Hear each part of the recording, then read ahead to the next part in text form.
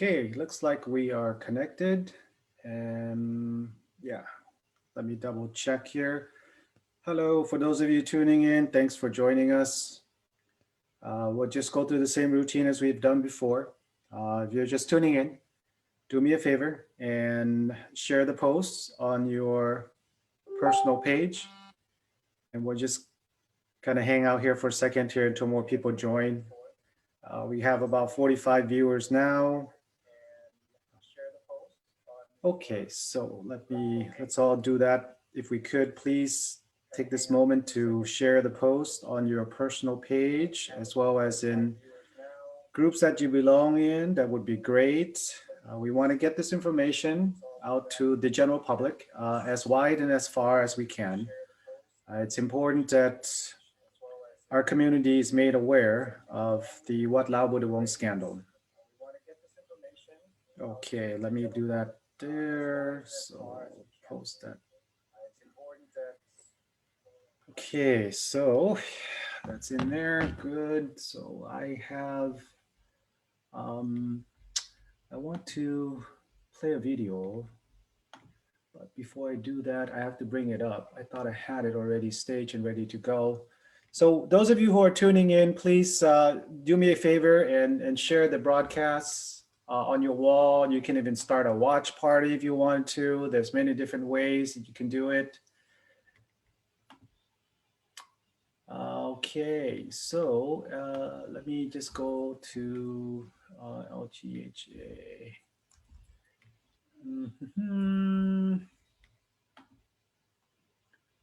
There we go, found the video. So let me go and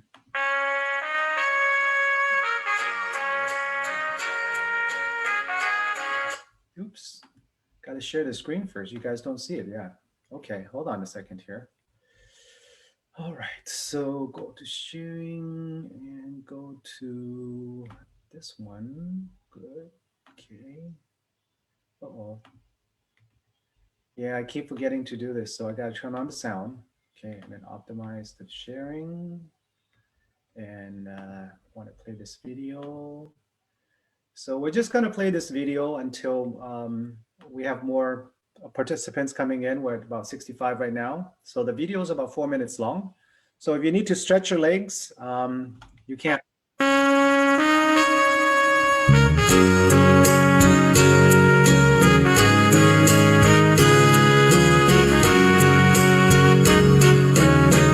ปีใหม่แล้วแก้วตาสดชื่นเถิดนะอย่าโศกสันเตือนความขุ่นคลองมองใจกันให้ปีเก่านั้นหอบพาไปปีใหม่แล้วคนดีขอจงสุขีจิตแจ่มใสอีกความคิดต้องการสิ่งใดก็ขอให้ได้ดังใจปองอายุยืนยาวมันวันนั้นเขาปองสุขะสุขสมปองภาระห่างโผยภัยปีใหม่แล้วแก้วตาถ้าเขานั้นนาจงแจ่มใสเดือนปีผ่านพ้นหมุนวนไปถ้าเขาอย่าได้เปลี่ยนไปตาม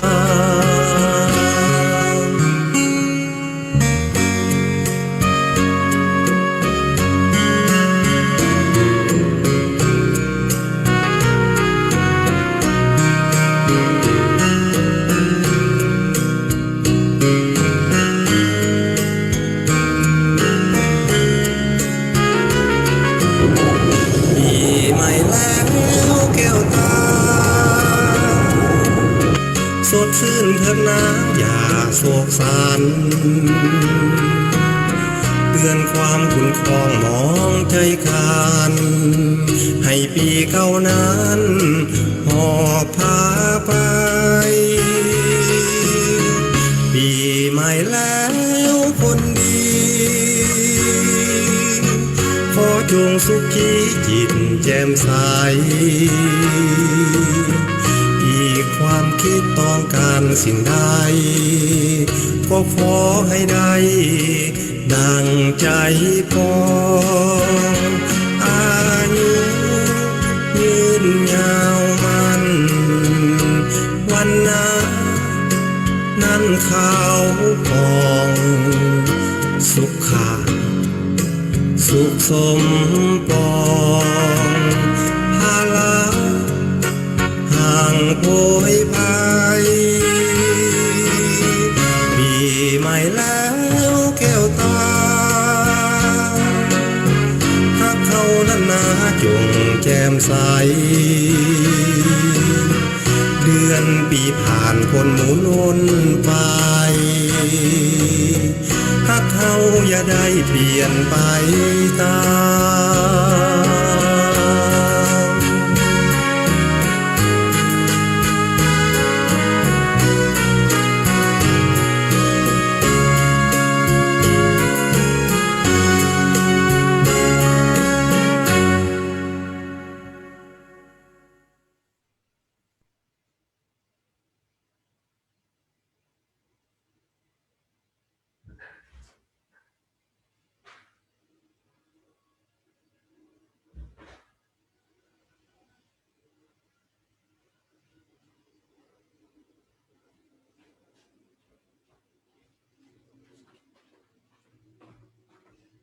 All right, so let me unshare the screen for that particular one. So I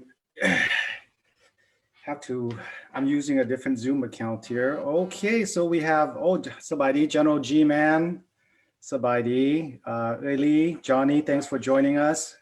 Welcome, Tan, Ituni, Sabadi, Tukon, Sabadi. Natasha, it looks like somebody's grabbing their popcorn. Well, I hope this can be informative as well as entertaining. So why don't we, let's get started here.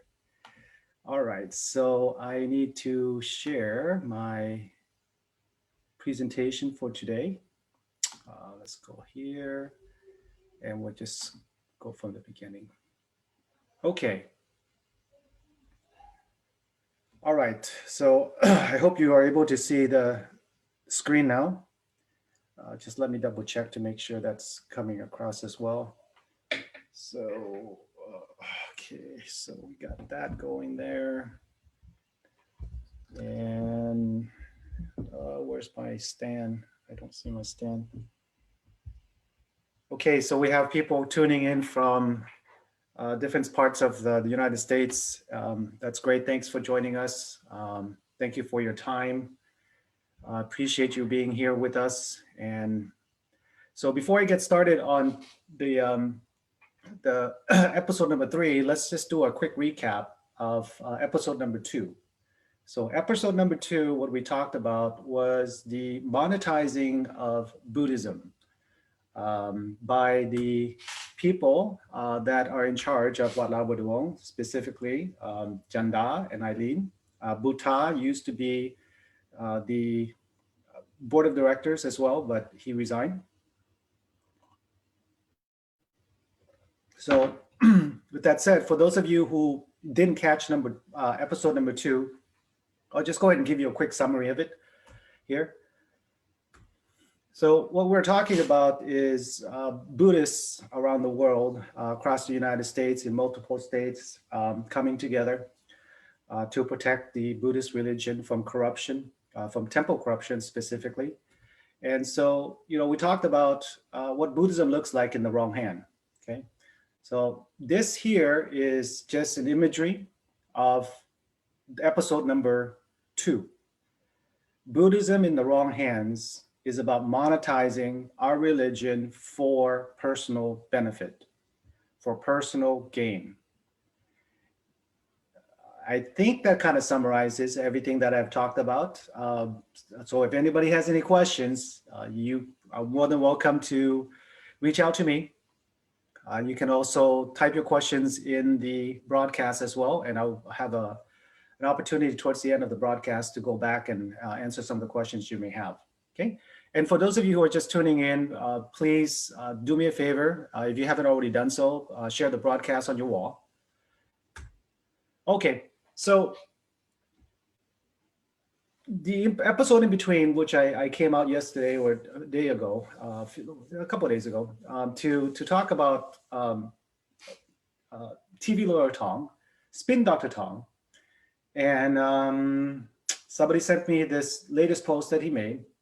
This is probably a rebuttal to my broadcast, calling him out, the things that he claims in terms of the medical expenses and everything else. So I'm not going to go over that again, but I do want to dissect. I want to dissect his post from the 9th. Okay, so he writes, "Oh my God, I was watching football and someone just called me and said the guy charged with manslaughter did not have a driver's license or insurance. The car crash killed Ajahn Som. That's true. And then something about a guy named Zero saying that. Okay. Doesn't this Zero guy live in Ohio? Is the newspaper wrong? Does Zero know something that the paper did not? Let's see the truth below." And then he, of course, makes a post with the link to the article that was written about the wrongful death lawsuit. And so I think that was in response to the comment that I0, I believe he was making a statement about, Dr. Tong, you need to understand what car insurance is, right? And so now he's making the claim that the comment about I0 has some relevance to the article here. And so I just want to take this opportunity to go and, kind of dissect his doctor, the spin doctor. I'm going to call him the spin doctor now. Spin doctor, his tradecraft is really about misinformation. So let's take a look at each of these components that he says, okay? Someone called me and said, okay, so obviously he's read the article a few times because this is the second post he's made of the article. Then he says the driver does not have a driver's license insurance. He says something about I0 saying that, doesn't this guy live in Ohio? Is the paper wrong? Does I0 know something the paper didn't? Well, let's see the truth below. And he makes the link. Well, that's great. I would agree with number 7, Spin Doctor, because we have been telling you guys this for a very long time now. That article has been made public for a long, long time. So you're kind of late to the game, but that's okay. That's okay. At least now you're actually reading credible sources. You're getting information from credible sources, which I think it's great that you are actually taking the time to do that. Now, with what you have said here, let's take a look, okay? Someone called me and said, well, okay, fine. Again, the last post you said, a real person called you.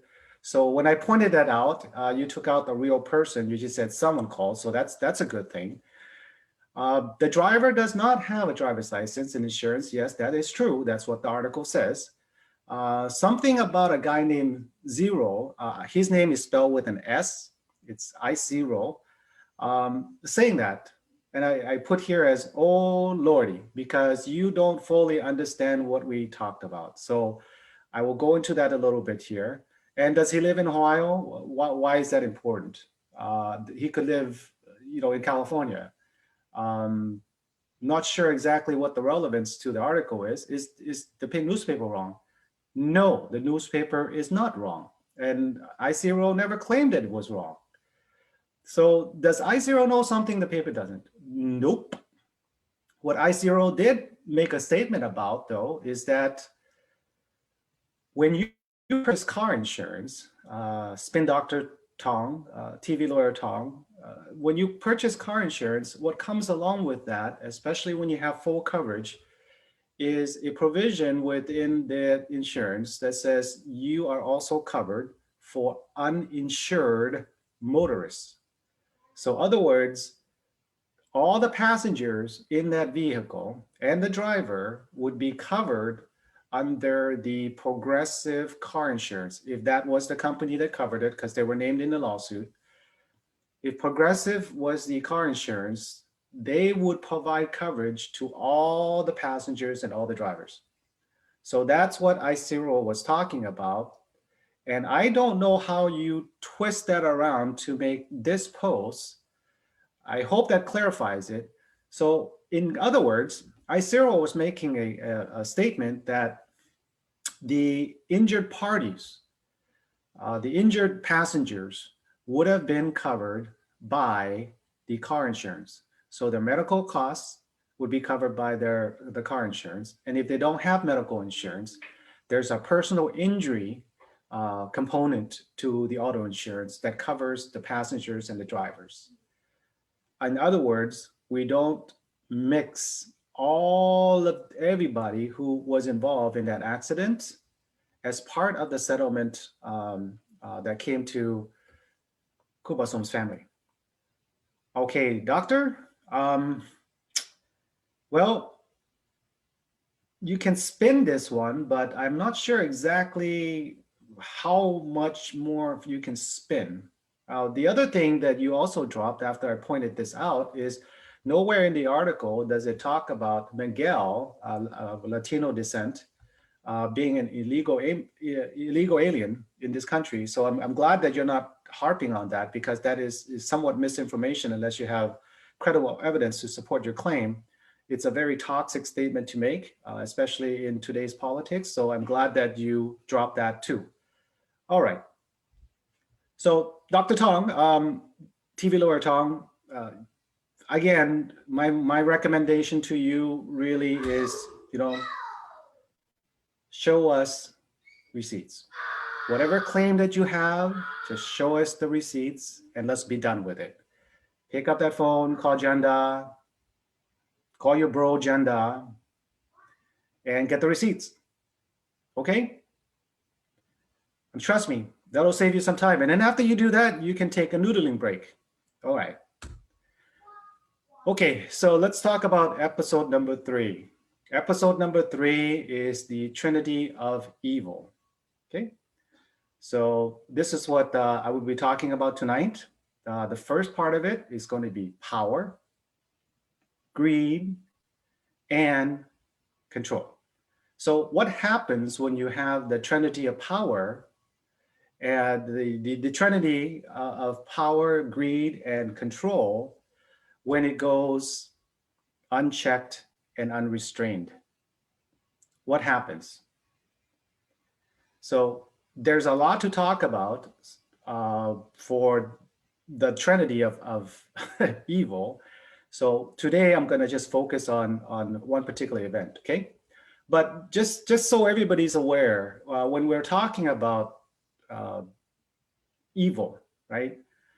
Back in biblical times, there is a description about the 4 horsemen. So the 4 horsemen are in the book of Revelation, and they talk about the first 4 of the 7 seals, okay? So what that comes from is it's almost like the end of time, the end of the world, right? That when the 4 horsemen shows up, you have conquest, you have war, you have famine, and then you end up with death. And that is that is something that we are all afraid of, right? The end of times, okay? And what this essentially means is just their description of evil, right? Evil in the form that they understood back in biblical times. It hasn't changed very much up to today, but really what we're talking about here is evil. So with that said, for today, we will be talking about power. My precious, I think we all know who that is. So when we talk about power, we wants it, we needs it. Just about everybody thirsts for power. and they will do anything and everything to get it. Some people know how dangerous it is. Some people stay away from it. Some people share it. Some people gain power by sharing the power with the community. It's called empowerment. So when you're in a position of power, you can share that with the community and you gain more power. But what happens when you concentrate power within your hands, something else really bad happens. Your worst inclination begins to take over. And we know the progressive stages of getting to power. We want it, we needs it, we must, right? My precious. So let's review this again, okay? Thirst for power. We want it, we need it, must have the precious versus Tognini. All right. So there's Tognini versus Smigo. Okay. Well, she says, I have better hair, so you should back off.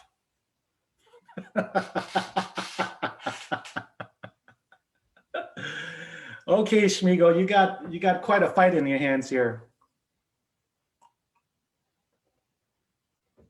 Excuse me for a second. Just had to take a drink of water. Okay, so back in 2006, when we were talking about power, back in 2006, how they stole power back in 2006, okay?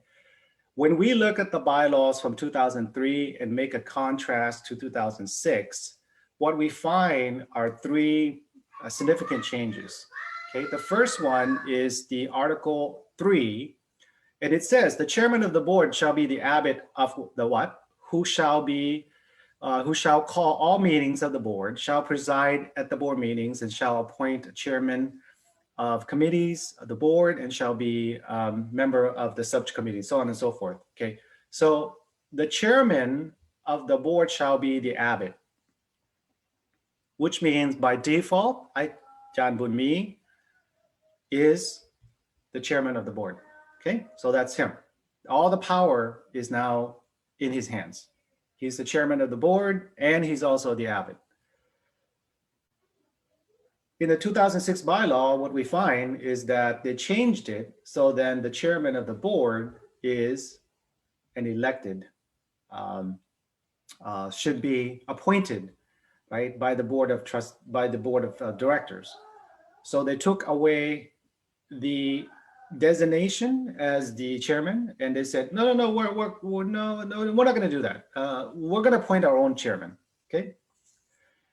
And so, which means then they took the power from Ajahn Bunmi and put it into the Three Stooges' hands, Janda, Eileen, and Buddha.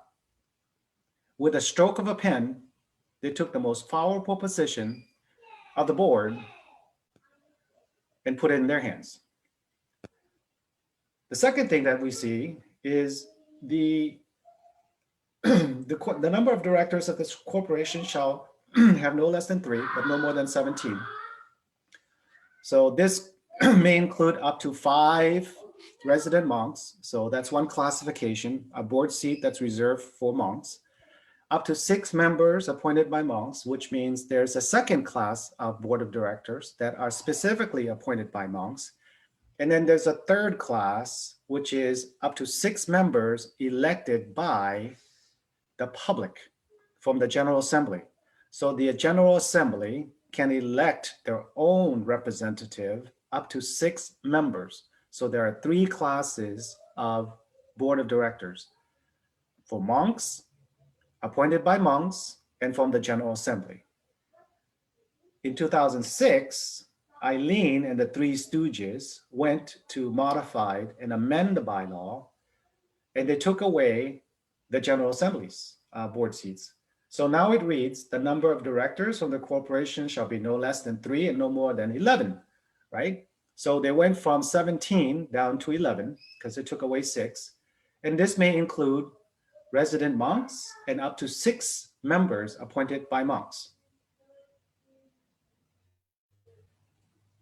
All that power, it has been removed from the General Assembly and concentrated in the hand of this guy, right?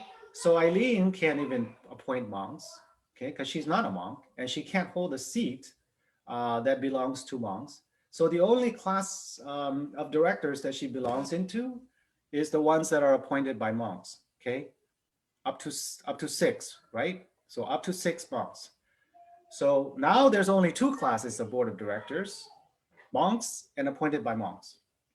And of course, the last thing that they did was they removed the members' voting rights. So in the 2003 bylaw, it says that every person who willingly submits to the Buddhist teaching may simply uttering of taking refuge in Buddha um, and and has the rights to vote for the general election, has the rights to vote for the general elections.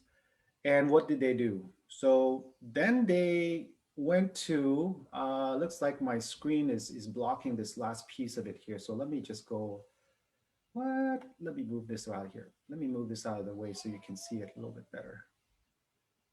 There, we'll put it up there. I think that should do. Okay, so you should be able to see the bottom part here. So you see here where it says who has the rights to vote for the general election. So that is gone now. You notice it's completely missing. The fact that the voters could elect right up to 6 seats that belong to the General Assembly is no longer there. So these three stooges took power away from Ajahn Bunmi, and they took power away from the community, and they pretty much concentrated that power onto themselves. Because going forward, right, going forward, the General Assembly does not even have board seats. They can't even, oops, what happened here? Oh, so I'm able to do some drawing here. So let me just go ahead and highlight this here, right? So that's gone. Crazy. Okay, why am I not able to bring that up? Add note. Okay, let me turn that off. All right, so here we go. Hey, what happened to my screen? Okay, well, wait. No, technical issues, guys. Sorry. So essentially, when they say come join us, again in the last broadcast, you know, the community members have no voting rights anymore. They don't have board seats anymore. They can't even participate in the election. The only thing they can do is show up with a bag of money to Wat Labu Devong, because that's all these three stooges want. As long as you come and donate, then you're fine, okay? But don't ask for representation. Don't ask for board seats, right? Okay, so let's move on to, what is this? Oops, this is annoying. How do you get rid of this? Does anybody know how to do that? How do you get rid of this? So clear, okay, let me clear all drawings. Okay, there we go, I found out. I found it. One more. Oh, dang it. Ah, crazy. Sorry guys, a little bit of technical difficulties there. I'm trying to get us to here. I think this is where we were. Okay, so okay, so we just finished this portion of it here, right? They took away the community's power, but you can still come and donate. You can come and give money. You can come and give your time. You can come and volunteer. When it comes to making decisions about the how the direction of the temple, you don't have that right. You don't get to have control of your own destiny. We will decide that for you, but don't worry about it. Just show up. Just give us the money. You'll be fine. We'll be happy, and you'll be happy. All right. So for many years, since 2006, that's exactly what happened. Okay. But it doesn't necessarily mean the community did not fight back. Now, keep in mind also that in 2006, when the bylaws were amended, nobody knew about it. Nobody knew that the 2003 bylaw was amended in 2006. And when it was amended, that these things, these material things have changed. The members were not consulted. The General Assembly didn't get a chance to review and approve. And so it's no different than the example I gave previously, which is you go to bed tonight, you wake up in the morning, and then all of a sudden, when election, like the presidential election comes, uh, you go to vote and they go, no, sorry, you can't vote. And you go, well, hold on a second, what happened? It's like, well, the Congress changed the law. Congress changed the Constitution because they do have the power to do that. And so Congress had removed the Bill of Rights. Congress had removed your ability to vote. You see how well that doesn't sit with a lot of us, right? It just rubs us it just rubs us the wrong way. Eileen, you above all people. One second, please. I need to shut the door.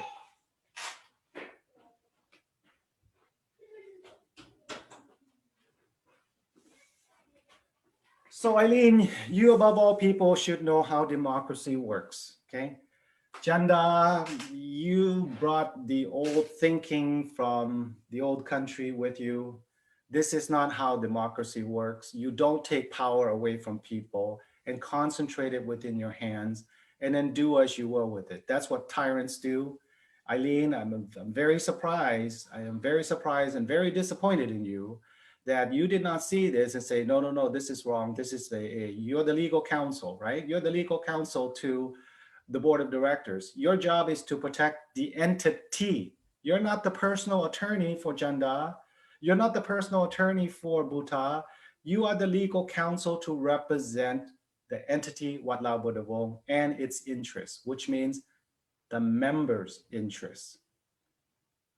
And you took away their voice. You took away their vote, and you expect them to come and just continue to donate. And for the most part, the community did not know. And so they continue to come to Wat Lao Budavong. They continue to have Lao New Year there. They continue to have New Year parties there. They continue to have religious events, and they continue to bring in money to the temple in what you claim in your document, court document, in excess of $300,000 a year, okay? So those of you who are, just kind of picking up on Wat Lao Budavong, and maybe not have watched the other broadcasts, the only thing I can tell you is this. It happened once before in US history. The British Empire, right? The British Empire levied taxes on the citizens in the United States because they were an extension, a colony of the British Empire. And so they were taxing the heck out of the people here in the United States. But because they were paying taxes, the citizens, well, the people in the United States wanted to have a voice in the government. They wanted to have representation, okay? They wanted to have representation, Eileen, okay? And so what happens? Well, the king said no, right? And that led into a big war, into a big war, bigger than the Civil War. It was a war between two nations now. And that's how we got our independence, Eileen. You, as an educated female who has a graduate degree in law, you should know this. What happens if you take people's money without giving them a voice? People have died over this, time and time again. So, how dare you? How dare you, Eileen? The legal counsel for Wat Lao Budavong would go in there and remove the members' voting rights while you take their money. Shame on you. So the community fights back. In 2009, because of community outcry, the board of directors have agreed to appoint community members to become part of the advisory board. And the advisory board, our community members have gone through and have done their analysis, okay? So this is a letter that was written to the board of directors back in 2009. And what they're basically saying is we have conducted our analysis and we have reviewed many aspects of the temple, including the operations and planning, right? And they also list out areas needing improvement, okay? Road and parking pavement projects, right? All that money that comes into the temple, how come we have not seen any road and parking improvements? The July 4th celebration, okay? They say that you have to be physically responsible with your money. Bringing artists from outside of the country for entertainment, that costs quite a bit, okay? And they also are concerned about the financial management and reporting, okay? We understand the amount of work required to track of various sources of income and expenses and the human resources to perform these tasks. We suggest a quarterly meeting among treasurers, Hmong community, and the Finance Governance Committee. That's what they were asking for, a Finance Governance Committee to discuss the development of policy, process, procedures to increase the efficiency and, ready for this? Transparency. Whoa, so what? Back in 2009, they were asking for transparency and compliancy with GAAP accounting practices, okay? They also mentioned a bunch of other things that are happening at the Wat that they don't necessarily agree with. Unusable trailer is a minor one, okay? And then they also talk about public meetings, right? We suggest that Wat Lao Bodawong consider establishing a new date and advertise to the temple community. This will continuously improve the relationship with the community. Other words, you guys, the board of directors, do not meet with the public enough. We don't know what's going on. It would only help if you guys start to hold regular public meetings. Eileen, Chanda, Bhuta, that's your job. Your job is to inform the public. Your job is to, well, we all know what your job is, right? If you were on the board of directors and you truly care about the people you serve, on a regular basis, you would pull the community together and you would sit down with the community and you would say, this year, this is what we have done. We accomplished A, B, C, and this is how much it costs for A, this is how much it costs for B, and this is how much it costs for C. And then we also received donations from the community in this amount. And this is the revenue that came in, and this is all the expenses that were going out. And after that, you go, does anyone have any questions? And then if there are no questions, the next question you would ask is, are you happy with our performance? Are we serving the community based on your needs? Okay. So typically what you would find is that happens more often with elected officials. People that have been elected by the community typically will have accountability to the people that put them in a position of power. And since you three stooges took power and gave yourself the authority, you have no accountability to anyone but your self-interest. And that is why the community is asking for you to have a public election. I'm beating this one to death, but it's so critical to what we're asking for when we're talking about fair election. And they also want you to focus on culture and education. So every single temple in the United States that I know about, it's not just about Buddhism. Okay. The temple is a place of gathering where at the center of it is the religion. And one layer above that is about our culture. It's a place of gathering for our friends and family to come and socialize. And it's also a place where we teach our children about our culture through dance, through arts and crafts, through language. So these are the things that we do because that's how we preserve our identity. Eileen, that's how we preserve our culture. That's how we preserve our identity. You took all of that away from the community in Virginia. Shame on you. Buta, you should have known better. You are Kon Lao and you allow it to happen. Janda, never mind. You're so screwed up.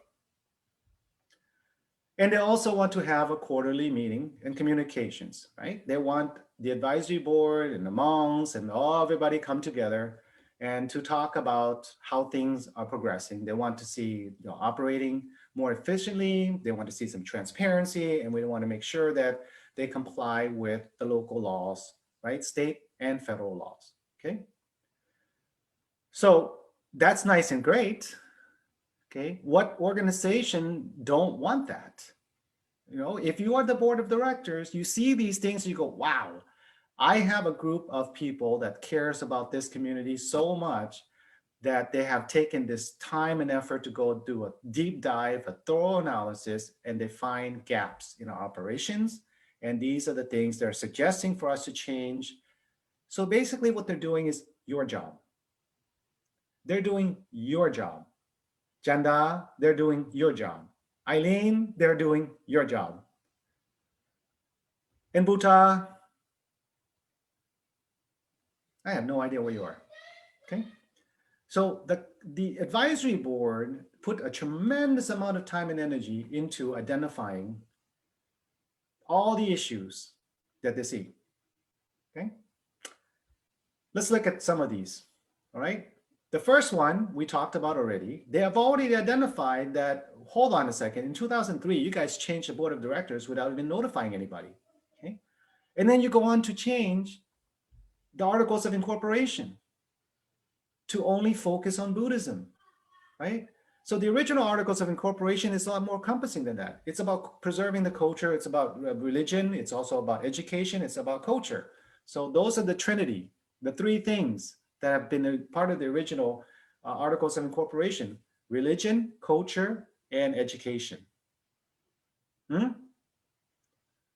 Well, again, right? Again, the monks, right? Janda, the monk, modified the articles of incorporation to focus only of his interests, right?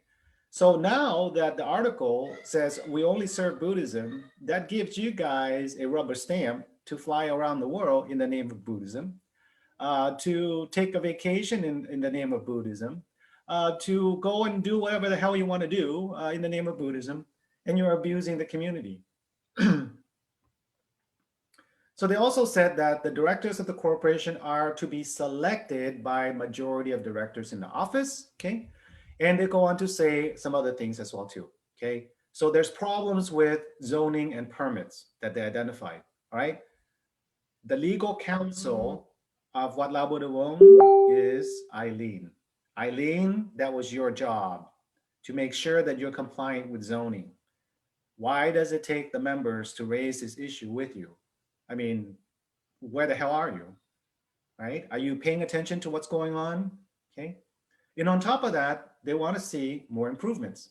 So since 2009, the community has been asking, to come up with a plan to build a sim, which is a very holy, almost like a shrine in many ways. Okay. The sim is an introduction where men that enter into monkhood, they would go and do a ceremony inside the sim. Okay, and the sim is a very holy place. Just about every reputable temple, Buddhist temple in the United States has this sim. Okay, So they're asking for that as well too. And they're also pointing out that there's no appropriate control over expenses, no oversight. Wow. So they've been saying this since 2009. No oversight of expenses. Are you kidding me? Incomes are not properly reported, no process, no procedures, no guidelines, right? Good lordy. Temple is used for self-dealing. Wow. Wow, wow, wow. The temple is used for self-dealing. So the community is not blind to what you guys are doing. Okay. On top of that, they talk about civic codes. They talk about another construction of the Tat Luang because there was some fundraising for this, right? Janda used Tat Luang construction as a way to raise money. People have donated. Lung Sumpon did talk about this previously, so I'm not going to cover that. But they bring it up again. What happened to the money that you raised to build Tat Luang? What happened to all that money? Where did it go? Okay. And if anybody wants to see the full list of this, it's on their website. You can go there and look through it. It should be in the corporate records, volume 1. But here's the one thing that's really something that should be of great concern, Janda. Okay, the temple ground is a holy ground. Okay, the sala is a holy ground, right? There shouldn't be any alcohol drinking in that area. Okay, you can hold your festivals and things away from the sala and any other holy place that you have available there to you. Okay, I mean, Wat Lao Bodavong is not a small temple. It's 58 acres of land. 58 acres of land. You can designate certain areas for different functions, right? And they talk about junk cars being parked there. Okay, looks like somebody's using it as a junkyard. Shouldn't be. There's also other things that they have done with the property as well too, which is of grave concern to the community over time. Number 19, no transparency. Income and expenses reports are not verified and justifiable. And here's my favorite one, right? Too much cash in petty account. Too much cash in petty account.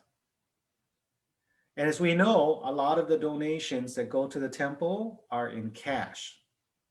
There's no accounting of the cash. There's no transparency of the cash. And there's no reporting of the cash. But what they identified is you guys are holding on to too much cash. Why? Why? After Lao New Year, there is no discussion of expenses. After fundraising events, there's no accounting of money coming in and money going out in terms of expenses and what the net proceeds are. Back in 2009, the community came together and said, these are the things that we found needs to be improved. If I was part of that committee back in 2009, I would have moved number 19 and 20 all the way up to the top. But they were smart to put it at the bottom of the list because Eileen is the treasurer, right? Eileen is the treasurer.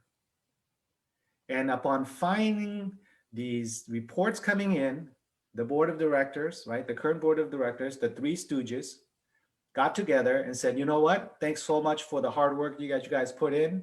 We're going to go ahead and just disband you, okay?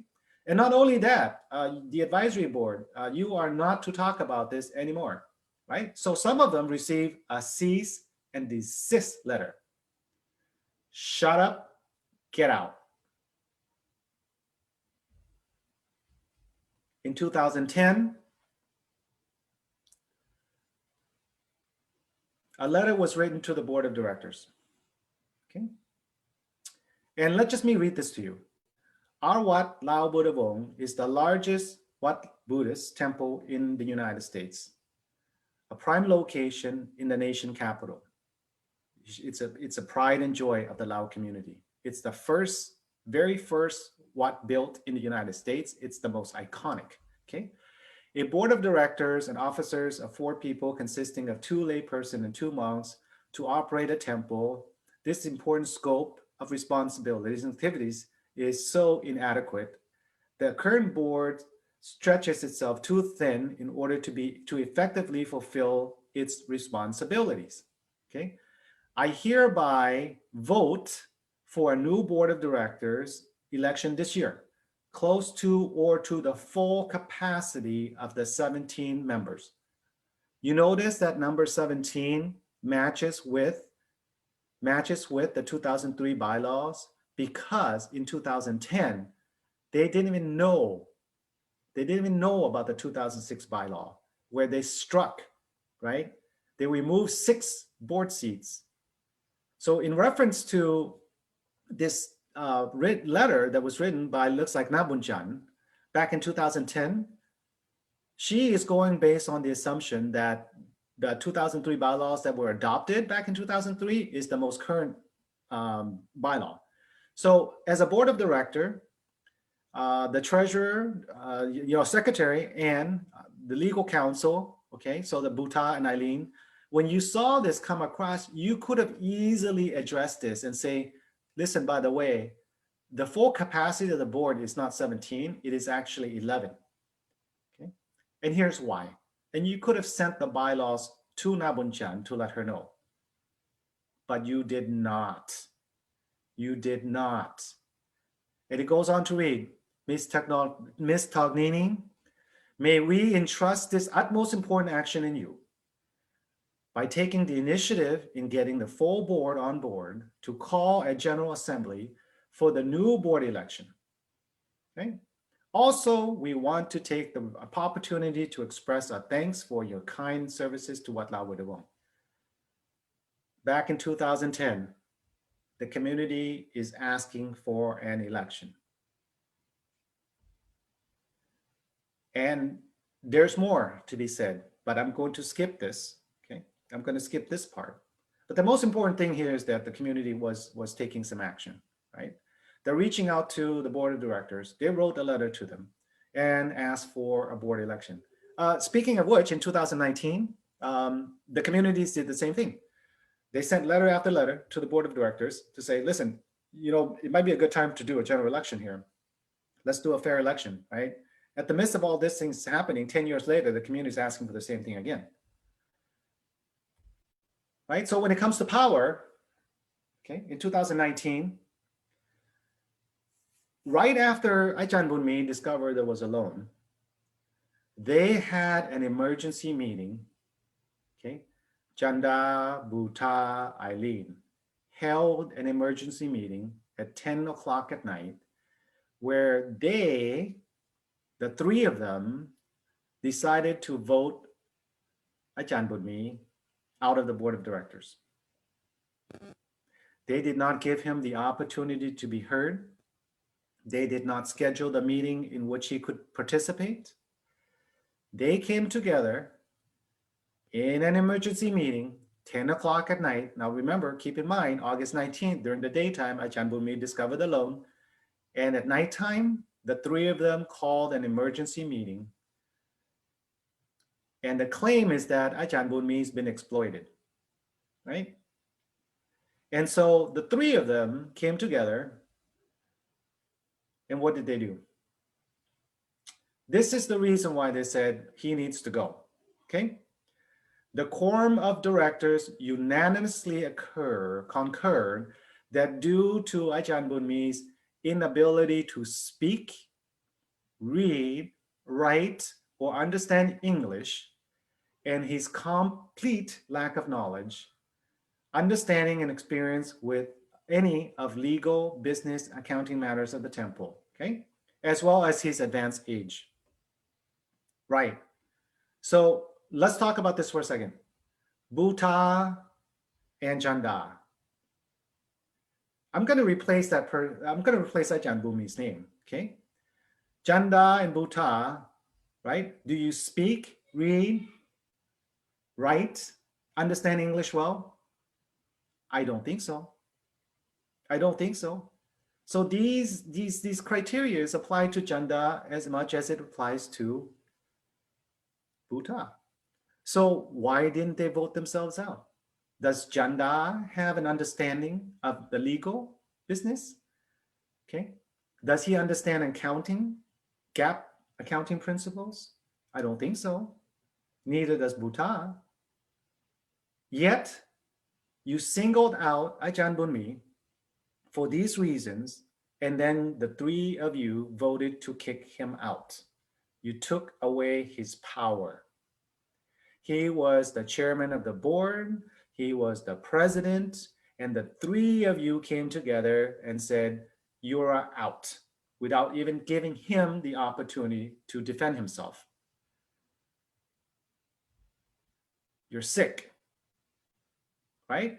As soon as he gets out, right, then you make him a honorary, well, for lack of a better word, an honorary board member with no power. With no power. Right here, it says an honorary status, and specifically without voting or signatory powers of any kind. So he no longer has the power to sign any paperwork on behalf of the temple that he's been a member of and he's been in charge of for many years. He's the abbot of the temple, okay? They did not take that away from him. And if they could, I'm sure they will, but they left the title, the abbot, in place. Do you care to guess why? Why would they remove all of his power as a board member and executive officers, but still let him keep the title of the abbot? These people know what they're doing. These people know exactly what they were doing. Hell would break loose if they removed him as the abbot of the temple. Okay? Ajahn Bunmi's popularity is unmatched by any monk around the world. Wherever he goes, he draws in thousands of followers. I'll tell you the answer. The answer is they see Ajahn Bunmi as their cash cow. If they were to remove him as the abbot, they would slaughter the sacred cow. That's why they were so careful to only remove him in an emergency meeting, just between the three of them. No longer a board member, no longer a president, but hey, you know what? You're a cash cow. You can keep your abbot title. Disgusting. And then they go on to exercise their power further. We talked about this previously. Members of the communities have been forbidden to go to the temple. They have been forbidden to visit their loved ones. And many of these individuals on this list are seniors. Some of these individuals are founding members of the temple. They've been around for a long, long time. And here we are again, your thirst for power, Janda, Eileen, Bhuta, you're precious. Your thirst for power is destroying the community, and you don't even see it. So, right, about a month later, okay, a month later, the three stooges meet again. They meet at the hotel and they invite, guess who? They invite Ajahn Bunmi to participate in the discussion to best way to deal with this lawsuit that they have against them. Okay, you can look this up. The case number is right there. Okay, now they say that it's an improper lawsuit, but that's their interpretation of it. And they also make the claim that it's unauthorized, and I'll cover this in a separate broadcast. There's a lot to go through regarding this lawsuit. But the point I'm trying to make with this resolution from the board of directors is they held a meeting in a hotel. Okay, there's Ajahn Bunmi, there's Jenda, okay, and there's Bhuta, and there's Eileen, right? Now, if you are a Buddhist, practicing Buddhist, you see that where Eileen is sitting and where in relation to Ajahn Bunmi, holy cow. Holy cow, Eileen. You claim to have practiced Buddhism for more than 20 years. What kind of Buddhism are you practicing? Is it the spreading of the leg Buddhism? Seriously, this is a big insult to all of us. It's a big insult to Buddhists around the world. Ajahn Bunmi is one of the holiest man in the Buddhist society. He is the father figure of the Buddhist Council of the United States. He deserves so much more respect than what you're showing him here. So what kind of Buddhism are you practicing, Eileen? And again, your thirst for power, right? Your thirst for power blinds you to the religion that you have claimed to have practiced for over 20 years. You will never find a Buddhist practitioner pull this stunt. So why did they call Ajahn Bunmi into a private hotel room meeting? They know that they have a lawsuit against them, and they're being sued by Wat Lao Bodhabong at this point, right? Ajahn Bunmi is the chairman still in that regard, okay? So if they remove his power already, he has that. Remember now what I showed you earlier, that he no longer can vote. Okay, so Ajahn Bunmi can't even vote. He can't sign anything that's enforceable. So in that case, why would they pull him into a meeting room? It doesn't make sense. And where is Ajahn Bunmi's legal counsel, attorney Sandground? Eileen, you're an attorney. There is no reason for you to discuss this case with the plaintiff, who is Ajahn Bunmi, without his lawyer present. You should have known better. But no, there you are again. Your thirst for power blinds you. You have forgotten that you are also an attorney. And damn it, cover up. This is really inappropriate. Okay, Eileen, don't ever do this again. Cover up. And you are not to be sitting in this position ever again. Their power goes much further, right? In 2020, the Three Stooges decided that they're going to sue 7 community members, okay? So by now, the Wat Lao Bodhabong scandal hit social media. It's gone almost global at this point. The Washington Post article comes out January 4th. More and more Buddhists who are reading it are gravely concerned about what's going on.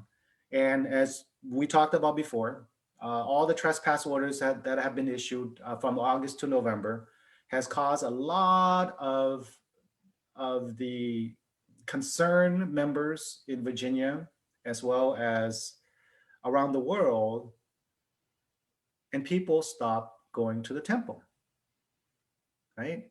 People stop going to the temple because they're unwelcome. They're no longer welcome to go to the temple. And I'll give you an example. Lung Sing, okay, let me go back here and I'll show you. Lung Sing received the trespass order in November. His brother passed away in 2020. And because Lung Sing cannot set foot on the ground, and I believe Lung Sing's brother also received a trespass order as well, because Lung Sing cannot set his foot on temple ground for fear of being arrested, They could not give his brother, they could not perform the ceremony that all Buddhists perform when their loved ones passed away. That is the saddest thing. That is the most egregious thing that you have done, Eileen. You have deprived their family their religious rights. I don't know who the hell you are, but you need to stop. Okay? And then on top of that, you decided to sue 7 members of the community for $5.45 million. Okay? This is absolute abuse of power. You appointed to yourself. You never had an election. You don't even meet with the community. You tell them they can't come to the temple anymore. And when they don't come to the temple anymore, you decide to sue them for money. What the fuck? What the fuck? When I went to look at the corporate documents provided by the board of directors, what I find is that in 2003, there was an annual meeting and there was a board election. The 3 stooges identified who will be the president, the vice president, the treasurer, and as you recall, in 2003, Eileen came into the picture to become the legal counsel. Okay? And Eileen became the incorporator of the Articles of Incorporation. And they also adopted the bylaw, the 2003 bylaw. It's documented, it's adopted in 2003. Nothing in 2004. No annual meeting in 2004. And the annual meeting is where they have board elections, right? So in 2004, no board meeting. 2005, no board meeting. 2006, no board meeting. 2007, 2008, 2009, 2010. Are you getting the pattern here? No annual meeting. 2011 to 2019, no annual meeting, okay? And the annual meeting is supposed to take place on April 5th every year. And in that annual meeting, if the term of office expires, you are supposed to have an election.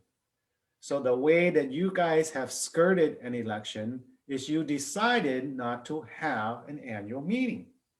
And without an annual meeting, there is no election. In 2020, April of 2020, because of community outcry, because of the protests, because of all the things that were coming your way, you were getting a lot of pressure from the community. You decided to appoint new board of directors, right? You guys decided to appoint new board of directors. The community wrote letters to you to have a general election, to have a fair election. And what did you do? You turn around and you slap them in the face and you said, we're just going to go appoint our cronies. Okay? You are going to go and just appoint your cronies. Now, let me talk about this very important point, the difference between power and real power. Okay? Power on paper versus real power. What you can really do with that power. Okay. Ajahn Bunmi is the chairman of the board, president. Okay, that's paper power. Janda is the vice president. Again, that's paper power. Bhuta is the secretary. Again, that is paper power. These two have a pretty good relationship. Right? Bhuta highly respects Ajahn Bunmi. Ajahn Bunmi highly respects Bhuta. They have been working together since the inception of Wat Thou Buddha Bone, So Buta has been one of founding members of Wat Abu Dabong. But somewhere along the way, when Eileen came into the picture, he lost his way. He completely lost his way. In 2003, Eileen comes in now as the legal counsel. As the legal counsel, she has influence to Janda. She has influence to Ajahn Bunmi, the chairman, the vice president, the chairman and the president, and the secretary. Okay, so these are the board of directors here. Okay, on paper, that's what they represent. That's their title. But who gets the most influence is the legal counsel. The legal counsel, right? So she is also the secretary. And she became the secretary in title because she's helping out Buta. And Buta, of course, as a legal entity, you have to do meeting minutes and you have to write board resolutions, right? Not only keeping track of corporate records, but you have to do these things as well too. And it looks like to me that Buta might be unqualified to be a secretary. And so therefore they got Eileen to help. So now Buta is getting legal advice from Eileen, and he's also working under her supervision. Okay. Eileen comes on to become almost like the personal attorney now, because she has the power of attorney, Ajahn Bunmi. We come to learn about this years later. Now Eileen is also the personal attorney for Ajahn Bunmi. She has the power of attorney to transact financial transactions. She has a lot of power from that power of attorney that we saw in the last broadcast. And in the off chance that Eileen is incapacitated, boom, they structured it in such a way that the second person to be in charge is Janda. This supposedly is the chairman of the board. Okay. All the arrows that I tell you here, that is the power of influence, right? And Janda has a good relationship with the treasurer. Janda has a good relationship with the legal support. Do you care to guess who that person is? I'll give you $1. That's right. Eileen. Okay. Eileen. Again, Eileen. Not enough, just a legal counsel to represent the Wat Lau Wuda Wong. She also has to have control over Ajahn Bunmi. And she's now the legal support for the Wat Lau Wuda Wong lawsuit, right? And of course, Eileen holds all of the money. She holds all of the accounting of the money. When we talk about power and real power, this is what real power looks like, folks. You have the legal counsel, you have the secretary's position, you have the legal support for the lawsuit, you're also the treasurer, and you also have a power of attorney over Ajahn Bunmi.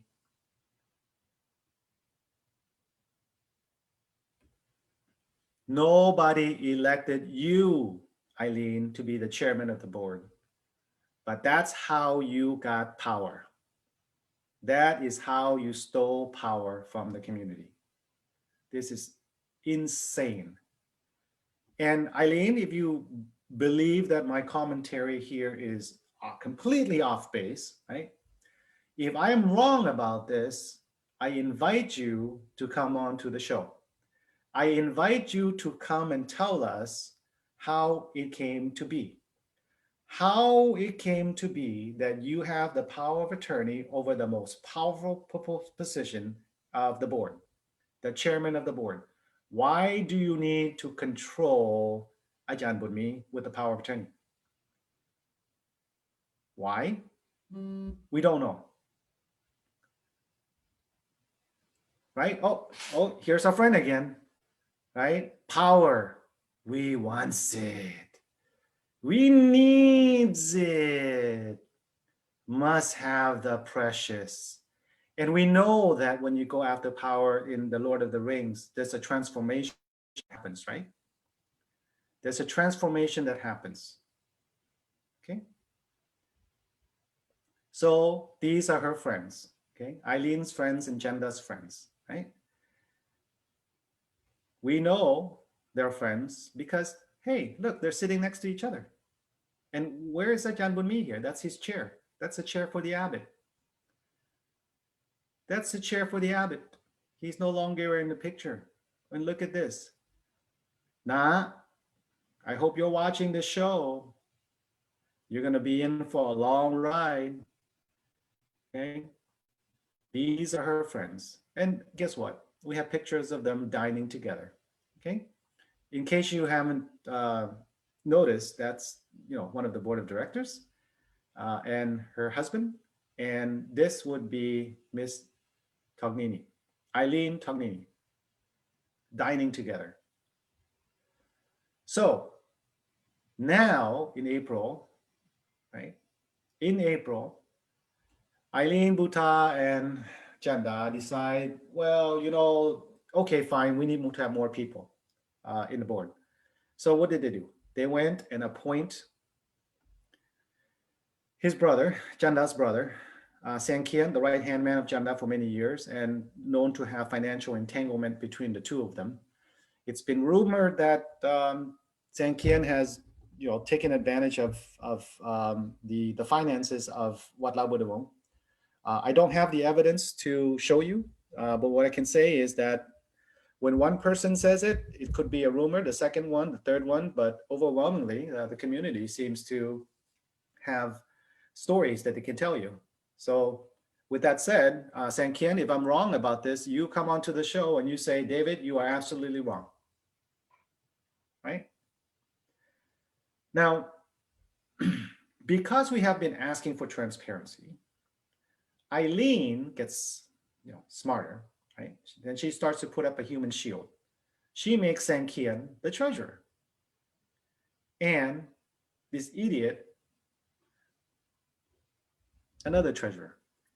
So the two of you are now going to be responsible for a lot of things.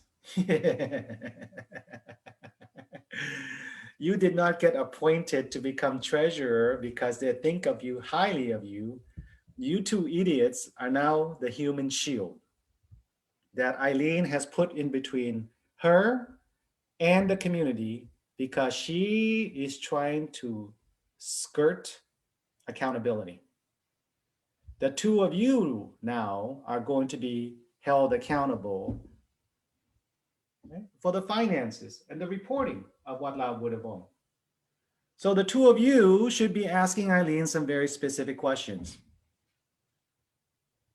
The two of you should be asking her why in the consolidated financial report did Eileen choose to omit full disclosure as required by law, by GAAP reporting.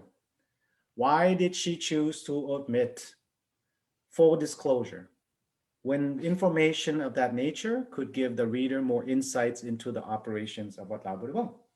Why? Okay, so Sankian, grow our brain. Grow a brain and go ask Eileen why she omitted full disclosure. But more importantly, wish I had my iPhone stand, but I don't. So I'm gonna just have to, okay, hopefully that stands up. If you hear that clicking noise, it's because I have to rearrange my iPhone a little bit. And so it keeps sliding off the glass table. I don't know where the holder is. Let me see if I can find one here quickly and make use of it. Okay, this might do. Okay, so Weile, yeah, I'm talking to you. Weile,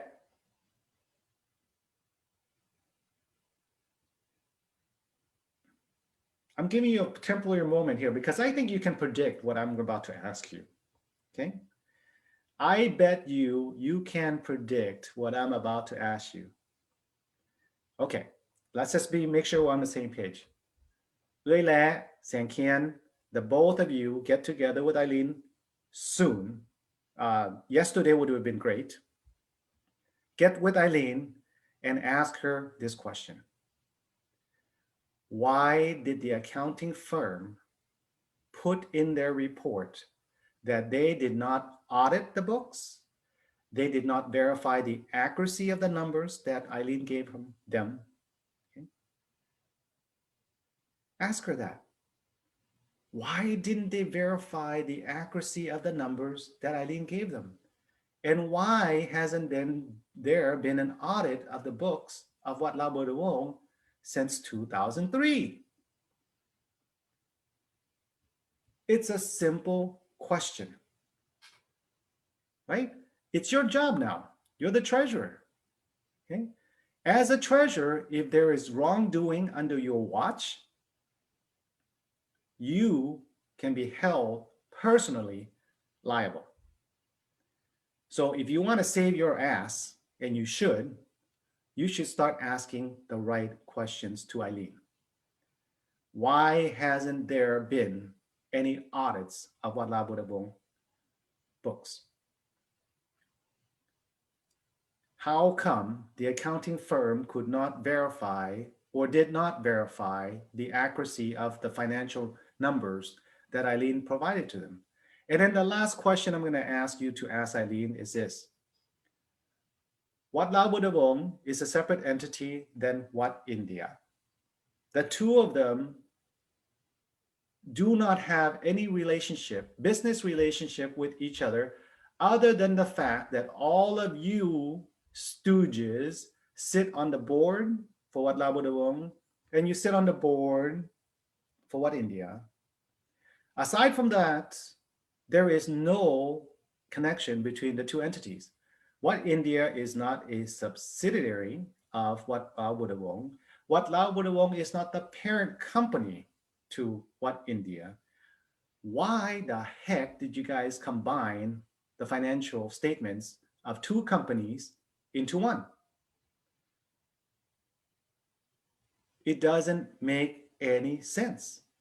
And it's probably against GAAP requirements, GAAP reporting requirements. Unless you can show me a legal connection between the two entities, they are two separate entities, just like Microsoft, okay? Like Microsoft and Apple. When was the last time you see their financial statements being combined together into one consolidated financial statement?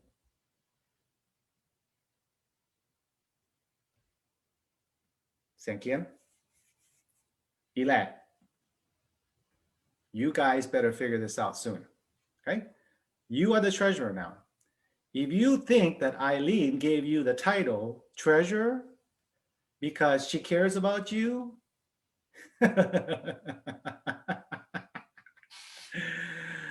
you are just a human shield, man. All of you on this board, okay? Bakna, you're a human shield too. And you better be careful because Eileen is not the kind of person you think that she is. Oh, it's you again. What the heck? Oh, power. We wants. We needs it. Must have the precious. And then the transformation of power. Gotta be careful, right? If you go after that ring, something else will happen to you. The transformation continues. All right. So let me just summarize what real power looks like. This is the position that's held by Eileen, legal counsel, secretary, treasurer, and Eileen has the power of attorney over Ajahn Bunmi. Janda at the point in time was the vice president. And then in 2020, they booted out Ajahn Bunmi. So Ajahn Bunmi flees from Wat Lao Bo De Wong back in November 2019. He flees to Thailand for safety. He fears for his life. Shortly after that, Janda becomes the chair and the president of Wat Lao Bo De Wong. All right, so those are the titles, okay? And Bhuta resigns, no longer in the picture now. So real power comes with your ability to do things, right? Supposedly, your title gives you the authority to do things. But in reality, what we see is that the legal counsel has knowledge of the law. And this is really, really, really, really, really important in this case because Chanda doesn't know the law. Okay. Chan Bunmi doesn't know the law. I doubt that any of the new board of directors understand bylaws, the Virginia Nonstock Corporation Act, the federal laws, IRS codes that govern self-dealing, that govern investments, right? So knowledge of the law means you're the subject matter expert. The subject matter expert has a lot of influence in people's decision making. Okay? Eileen, as a legal counsel, right? Knowledge of the law rules. Okay. She's also the secretary. So she can disclose information or hide information. Right? So since 2003, Wat Lao Budavong operations has been operating like a black hole. Okay?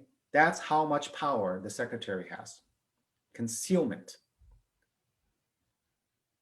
She's also the treasurer. Okay? She who controls the money controls the universe. Right? Now it's all about the golden rule. No, not that golden rule. Do unto others as you want done to you. Not that golden rule. I'm talking about the other golden rule. That other golden rule is she who has the gold makes the rule. She who controls money controls the universe. And of course, if you don't do my bidding, right? She has the power of attorney over Ajahn Bunmi with a broad amount of power. A broad amount of power. She has the legal authority to change Ajahn Bunmi's life insurance policy if she wants to. She can change the beneficiary of his policy if she so desires. She can check his safety deposit box. She can buy and trade stock under his name. That is how much power she has over the chairman of the board. Janda is the whisper into Ajahn Bunmi's ears, right? And he keeps that buffer between him and the community. Okay? As if it wasn't enough to have Eileen on his shoulder. And of course, as the president and chair, he controls the newly appointed board, what we call his cronies.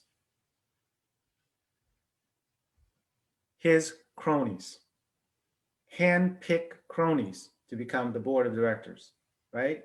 So the new board of directors, while your picture is up there and your title is up there, I am showing you something here that you need to really, really pay attention to, right? Your position versus real power. You are going to turn into a paper board. A paper board means you have the title, you have your picture on paper, but you are powerless. You have zero power. But the law will hold you accountable. As the treasurer, Zhang as the treasurer-elect, the law will hold you accountable for any financial misdealings that you did not prevent. So while you think Eileen is being nice to you and she rewarded you with the position that you currently have, truth of the matter is she's using you as a human shield. Oh no, you again. What do you want? Oh, power? What the hell? Oh, I see. We wants power. We needs it. Must have the precious. Well, it looks like full transformation. It looks like the transformation is complete.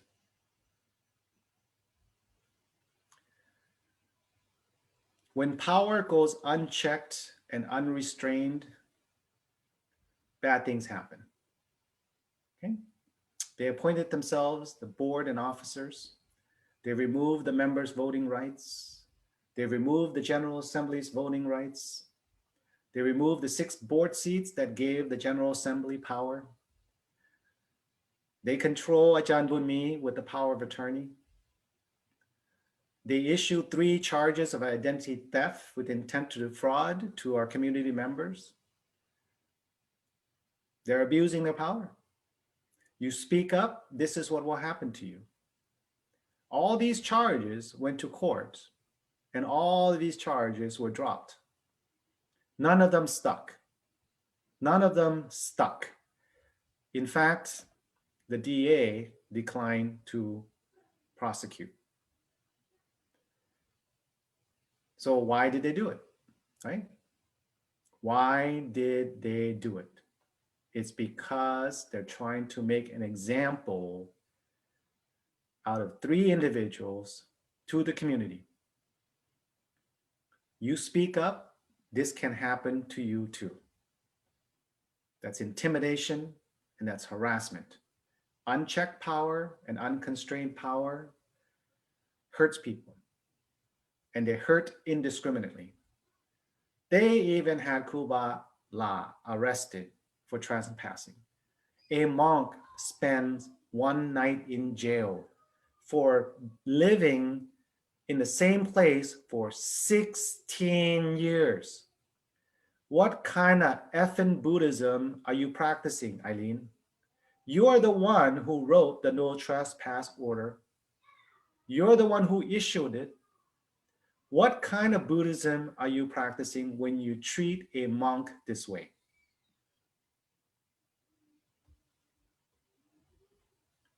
And then you guys go to say, you cannot step foot on the ground. Okay? Here's a trespass order for you. Oh, you're next. Here you go. Another one. Oh, what about you? Oh, here you go. Another one. You guys were passing out trespass orders like you're passing out chocolate. And you forbid long time Wat Lao members from even stepping on the ground for fear of being arrested. For fear of being arrested. You made an example of Kuba La. You had him arrested and put in jail for 1 night. So then the community members are afraid to do the same thing. And then you turn around and you sue them for not showing up to the temple. Are you seeing this, Eileen? Are you looking yourself in the mirror? Are you getting the drift here? You wanted to make examples out of these individuals, and you have done so. And because of fear, they don't show up to Wat Lao Buddha Wong. And when they don't come to donate, you said, I'm going to sue the heck out of you to get money that I deserve, right? And then you, of course, we have community members that can't even visit their loved ones at the stupas. You never held a board election or an officer's election over the last 16 years. You concentrated all that power to yourself and you're not willing to let go of it. Okay? And this is crazy. This is absolutely crazy. In the bylaw, it says that the board of directors and officers serve a term. Once that term is over, then you will get elected. If you were re-elected 16 years to serve, more power to you. That means you have served the community and they love you and they want you to continue your role. But that's not the case here, right? You keep appointing yourselves and you keep taking away from the community.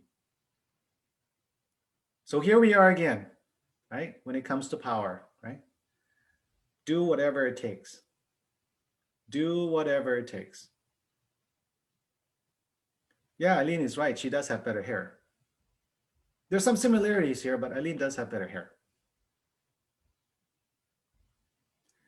All right, so that ends the episode for the Trinity of Power, um, the Trinity of Evil. We talked about the first one, which is power.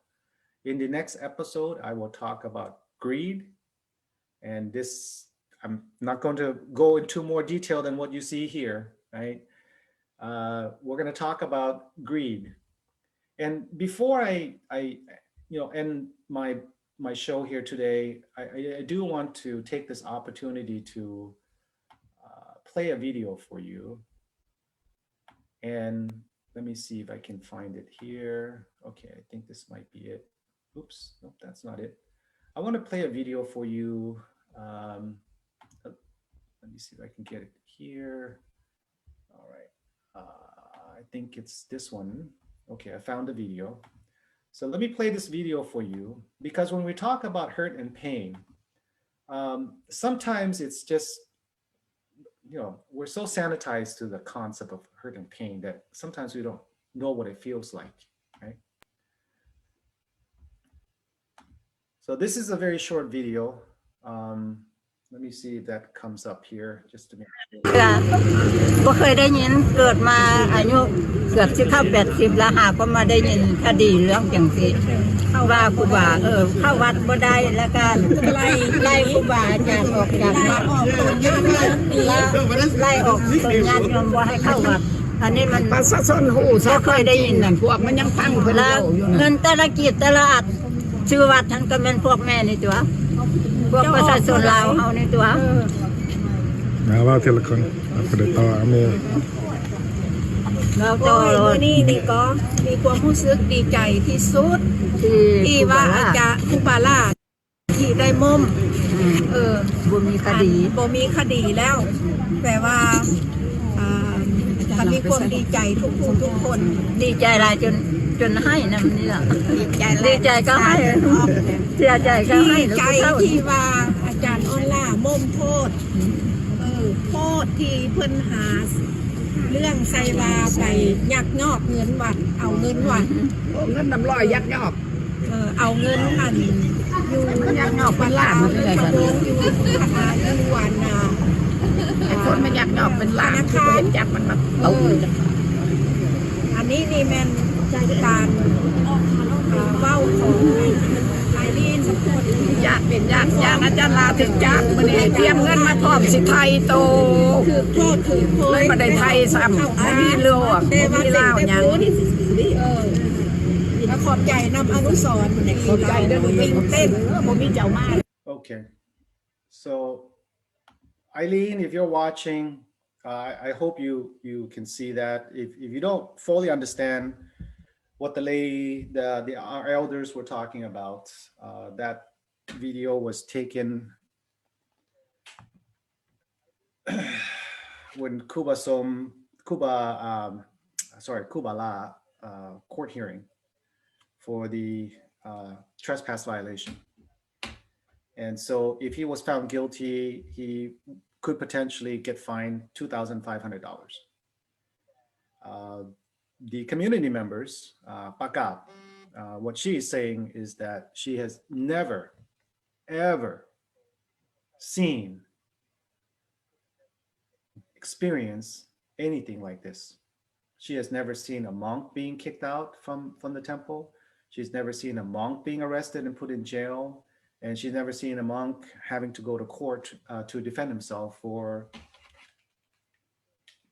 not doing anything, right? He didn't do anything wrong. He lived at the temple for 16 years. And I hope that you can see the tears in their eyes. I hope you can see the hurt and the pain in their eyes.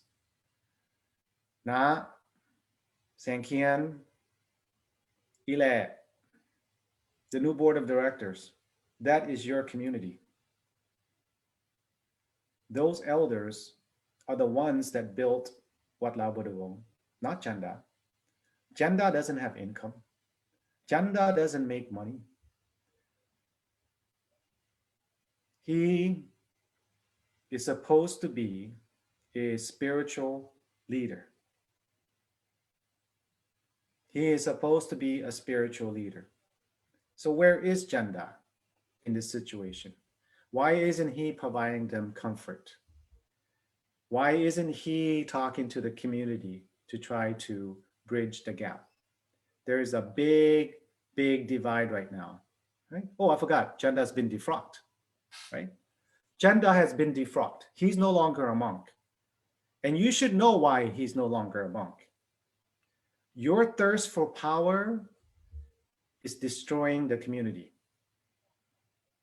Your greed is destroying the community. Your need of control is destroying the community. The new board of directors, it is your legal duty to set this right. It is your legal duty to set this right.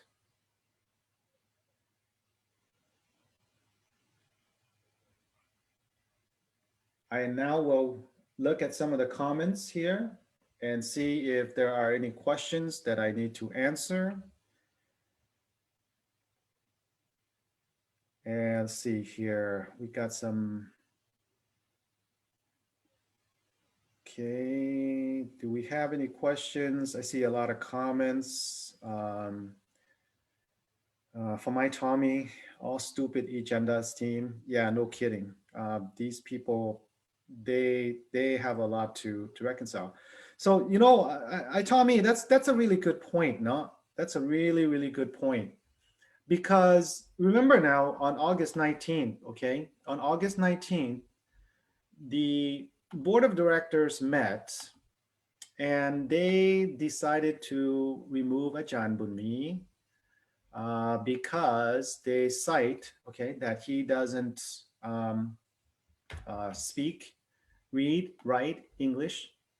They also cite that, you know, he doesn't understand the law, okay? He doesn't understand business or accounting matters, right? So how many of the board of directors, the current board of directors, if we were to apply this criteria to them, let's start with Anta. So you are the brother of Janda, and you're also the vice president, right? Are you not the vice president? I believe you are. Let's take a look. Are you the vice president of? Let's take a look. I believe you are, right? So you're an executive officer, and you're also a board of directors, okay? Let's apply that same criteria to him. Does Ongta, does he speak English? Does he write English? Does he read English? Okay. Does he have understanding and experience with legal or business or accounting matters of the temple? If the answer is no, no, no, no, then the outcome of that would be the same that happened to Ajahn Bunmi. So the current board of directors should be voting right now to get rid of Ongta. You should be voting right now to get rid of Ongta. So let's talk about Sian Kian. Does he speak English? Yes. Does he write English? Yes. So does he understand English? Yes. So that's fine. Does he have knowledge and understanding and experience with legal, business, or accounting matters of the temple? If the answers to those questions are no, no, and no, then he should be voted out as well, okay? So what I'm telling you, Eileen, and the board of directors is you guys eat your own cooking. Eat your own cooking. Apply those guidelines to the existing board of directors, and then we will say that it's a fair and equitable measurement of qualification. So, Tommy, you made a very good point. Let's see now.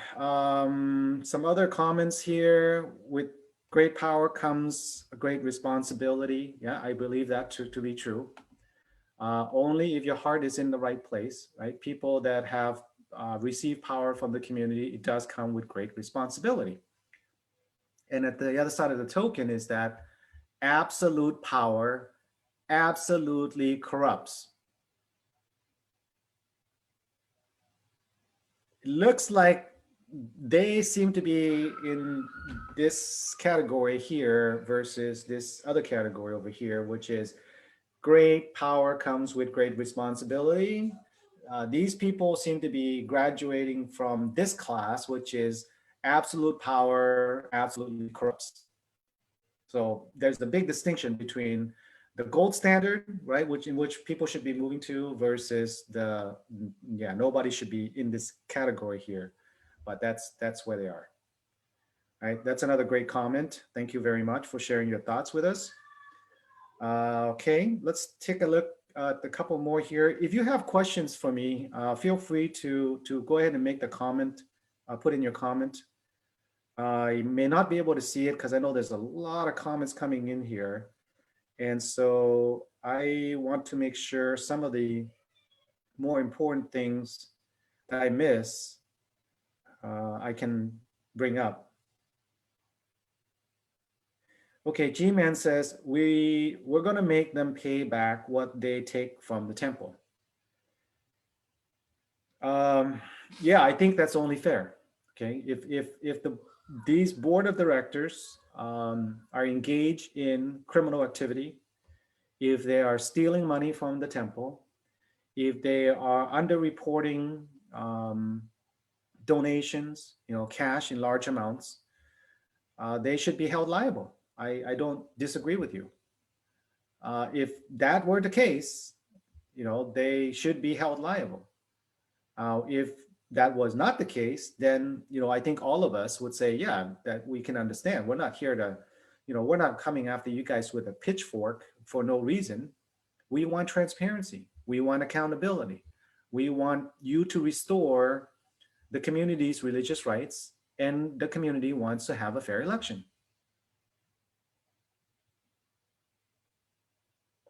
Okay, let's take a look at another one here. This one's from Jan.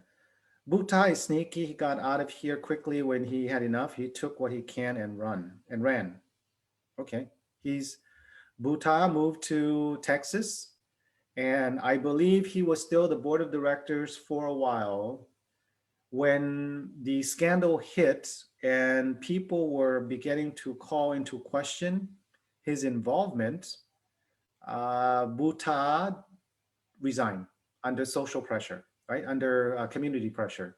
He resigned.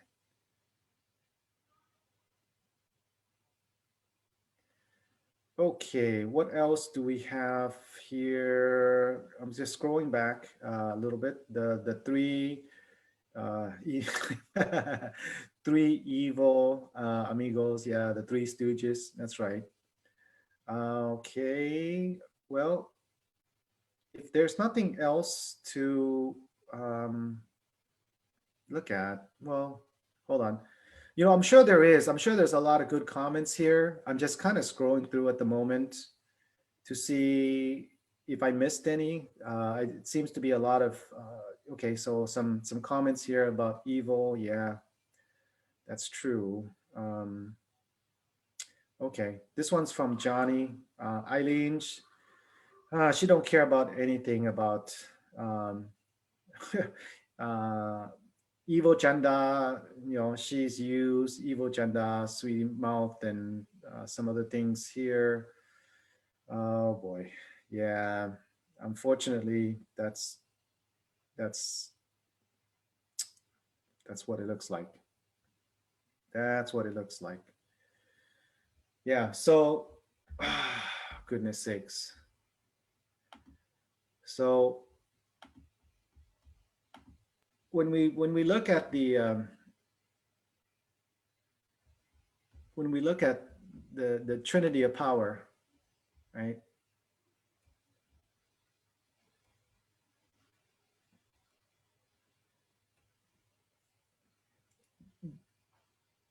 when you have this type of power, it could easily be, say, the Trinity of good, right? So, or on the flip side, it could be the Trinity of evil. So they're on polar opposites of the balance scale. Okay. Typically, what we like to see is more leaning towards the Trinity of good, right? Power doesn't necessarily mean it's evil. Greed doesn't necessarily mean it's evil, right? So what I mean by that is greed that serves the community, meaning the money that comes in, so let's say 300,000 something dollars, okay? Someone could easily say, we're going to earmark 20, 30% of that for language classes, right? Now, that action can be interpreted by somebody else who disagree as saying, oh, that's kind of greedy. Why are you keeping all that money for your projects, for your pet projects, right? So those types of conversation in terms of how we define greed is up for debate, okay? The kind of greed that destroys is self-serving greed. And we talk about control. Control in this case is empowering the community for their destiny, right? What we talked about in this episode in terms of its control is quite loosely defined, so I'll cover that in more detail. So today we talked about power. In the next episode, we will talk about greed, and then we will talk about control, which is going to be quite interesting. Going to be quite interesting. Okie dokie. Well, I think that you can see why I broke it down into three, potentially three separate broadcasts.